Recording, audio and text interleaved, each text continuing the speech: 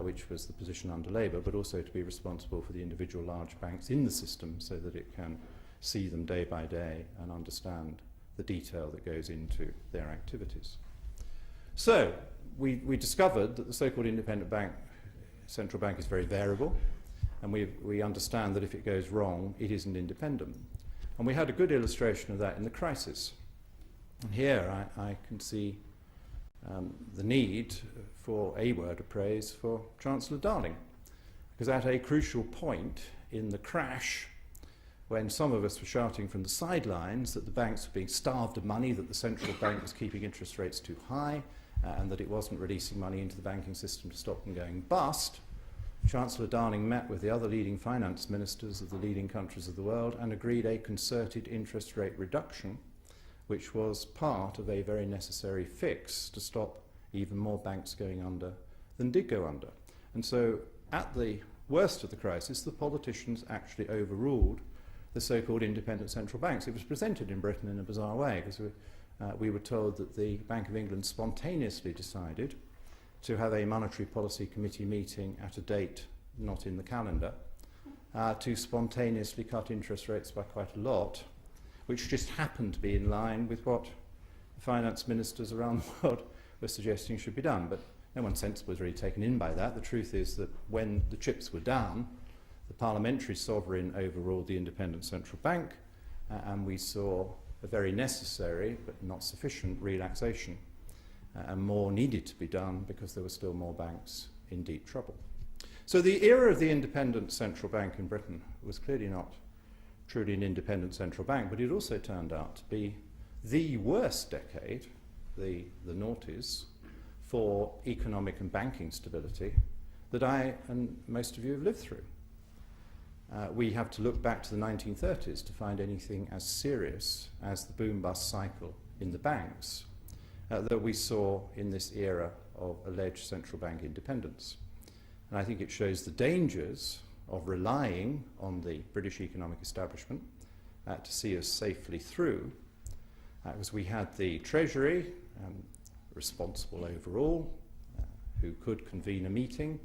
We had the FSA, responsible for banking regulation, who could have blown the whistle, and we had the Bank of England, responsible for the overall system and for interest rates and money creation. And between the three of them, they managed to slumber through the massive build-up in bank balance sheets, 2005 to 2007, and the overextension of credit. And then they managed to slumber through most of the first part of the crisis, when the officials lurched from being too easy to being too tight, and started to unravel the banks and bring the banks down. And I find myself in agreement with most commentators. I think most people now agree that a big economic policy mistake was made on the way up. I think everybody now accepts that the establishment allowed the banks to expand their balance sheets far too much, and that that was both inflationary and irresponsible.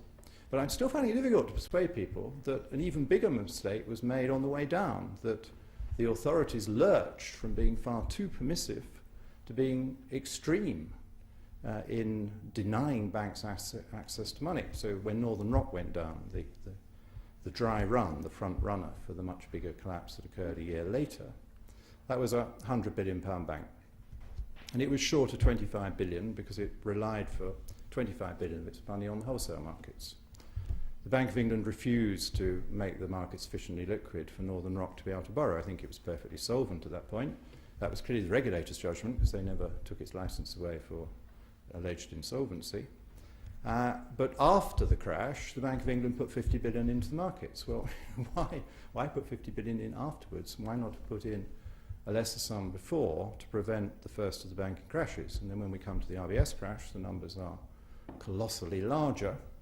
Instead of a 100 billion bank, you've got a 2.2 trillion bank.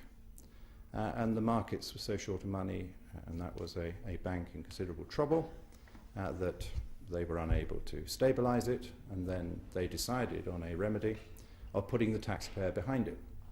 Now, I was very unhappy about that, and I think a lot of constituents out there are very unhappy about it, because I do not think taxpayers should be asked to contribute their small sums of money to bail out very large and expensive banks when they made huge mistakes. and it can be bad for the banks as well. And I wanted to see a system of controlled administration. Of course, I didn't want to see fundamental damage done on a bigger scale than was done already. And there are and could be ways in which that bank could have been put into controlled administration so that everybody's deposit was safe. You could have got rid of the runs on the bank by guaranteeing all the deposits, but that the bondholders and the shareholders were wiped out and made to pay the bills that their bank built up. That is now the policy that will be adopted. We are assured for any future crisis. Let's hope we don't have one. But unfortunately, we didn't do it at the time, and I think it would have been a better answer. It means that the taxpayer is still sitting on potentially very large loss as a result of this experiment with an alleged independent central bank and this tripartite system of regulation. So those are my two examples of how the British economic establishment is sometimes too trusted by the political parties, and the absence of a proper political clash in Westminster on these policies means they're not subject to enough scrutiny and debate. And if you are like me trying to question some of these things, it is extremely difficult at the time trying to question them because everybody knows that the wrong answer is correct. And they are absolutely sure that shadowing the Deutschmark will give us financial stability. They're absolutely sure that we do have an independent central bank and it's full of extremely wise men and a few wise women, and that it will get it right and therefore we can relax and we don't need to debate these things. And my statement tonight is to just remind people that that isn't the experience of our times, and that it does demonstrate to me that Parliament is still needed, and Parliament is better when we have flaming rows about these things, because we are then testing out the follies of the time, the mistakes of the tribe, the easy spin words that don't reflect the reality. So my third example is rather different, and that is privatisation. Now, if you wanted to choose a contentious policy to talk about to a mixed audience, I think you probably would choose privatisation. I'm very much aware of just how my Labour colleagues and opponents disliked privatisation when we first started talking about it in the 1970s and when we got round to doing it in the 1980s. I tried to make the case then in ways that would appeal beyond the narrow ideological confines of part of the Conservative Party, but it was never easy in those early days because there was a very strong and understandable ideological commitment the other way to Labour. The commanding heights of the economy should be under nationalised control, that they had done so at considerable political and financial cost in the 40s when they had their great government after the war, and they didn't wish to see someone come along and challenge that consensus. But my challenge to the consensus was not ideological, it was based on practical considerations, and I studied the nationalised industries and wrote about them. I got very interested in them, and I discovered that they had certain characteristics in common, that they put their prices up a lot and gave the consumer a pretty poor deal, that they sacked an awful lot of their staff, and I think I once said the best way to lose your job is to go and work for a nationalised industry. Because we saw under governments of all persuasions, Labour, Liberal and Conservative in the post-war period, huge and unacceptable job losses in all of the major ageing industries that were under public control, because they couldn't innovate, they couldn't compete, they didn't export very much or at all, and so they cut themselves off from world markets, which could have given the opportunity to create more jobs and to provide more prosperity. And I also felt that because they were so large, the people working for them were also pretty miserable about them, far from feeling that they'd last got their joy of working for a sort of workers' co-op where they were respected and revered. There was a them and us mentality, there was a long and bitter tradition of strikes and insouciance between managers and employees, and that was true under Labour governments as well as under Conservative governments, as people will remember who lived through the bruising industrial battles of the 70s. So I felt we needed a new way. And it meant that my favourite privatisation, when I got into Downing Street and was able to have some influence over these matters, was the privatisation of national freight. National freight was what remained of the big Labour scheme to have a nationalised transport industry. And it was a trucking business.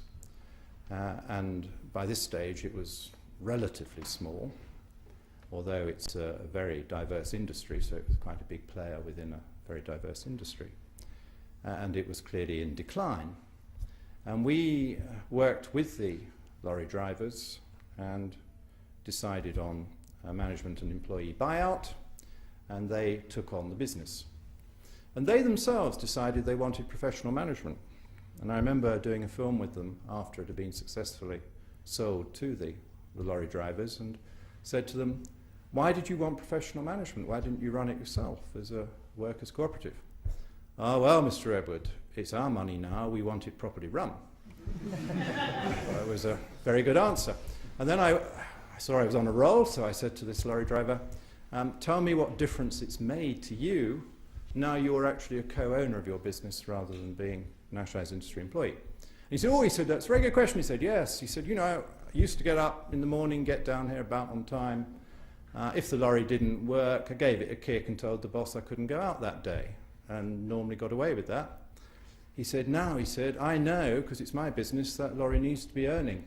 So I come early, I make sure I can get it fixed, give it a polish, and take it out because I want to earn some money. And it was such an amazing transformation in approach and attitude, and we got similar changes of approach and attitude in quite a lot of these businesses.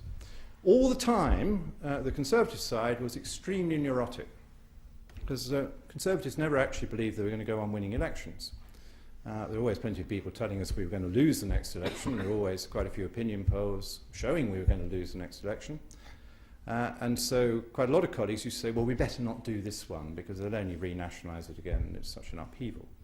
But Margaret Thatcher, by the second term in office, was a sufficient believer to be open to persuasion. And I took to her the idea of a much bigger programme.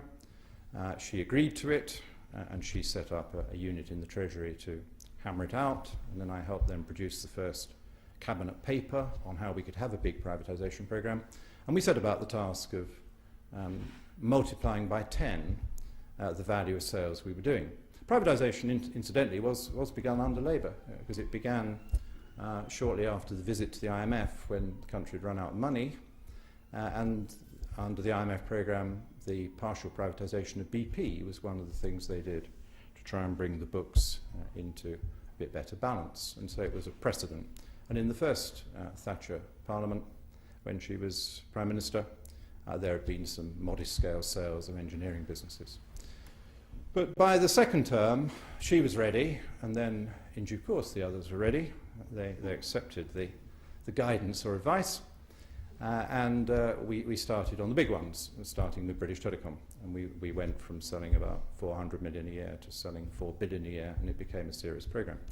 And over the lifetime of the Thatcher governments, and then carrying on under the John Major government, we shifted a sizable proportion of British national activity from the public sector into the private sector. And what was interesting was that as we did it, so the Labour opposition started to fall away. It was at its most intense in the early 80s. By the late 90s, Labour had come round to the view that it was wildly impractical to think about buying it all back. Once we got these things into the private sector, most of them performed a lot better and became a lot more valuable, so it made it even more expensive to buy them back unless you just decided to confiscate them. And of course the other joy was these big industries, which made practically no tax contribution to the public sector at all when they were nationalised, because they were often heavily loss-making, started becoming very profitable and making a very important tax contribution as well. So a new settlement seemed to break out. And we then had 3 extremely powerful Labour governments with very large majorities.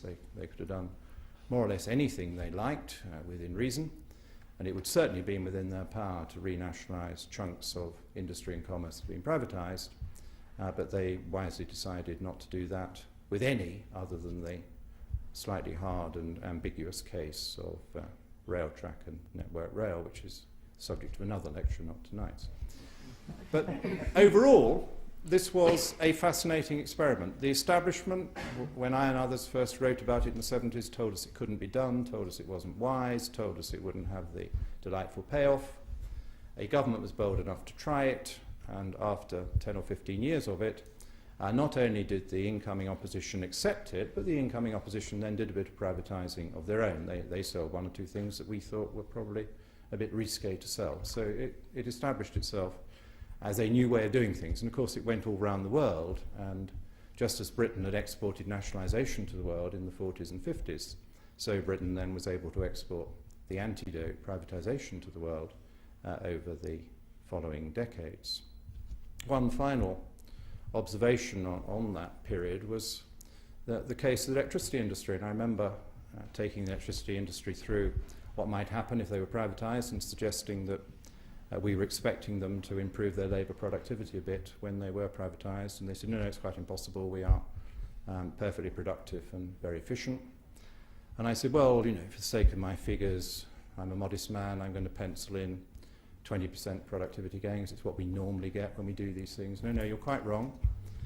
A few years later, I rang up one of the leading electricity power stations in the country and said, just out of interest, I said 20%, you said it was 0, what was it? He said, oh, no, it wasn't 20%. He said, we doubled our efficiency after we were privatised. It was that order of magnitude that did occur, and it was another reason why we didn't start transferring things back.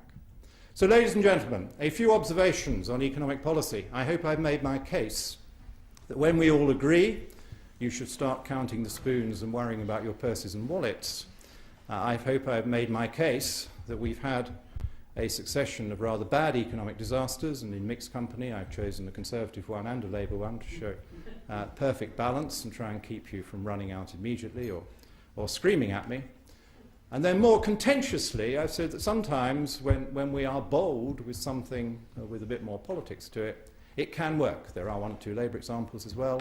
Unfortunately, time doesn't permit me to go into those. But I'm sure I have Labour colleagues here who will make them the subject of a future lecture. But I'd love to hear from you now.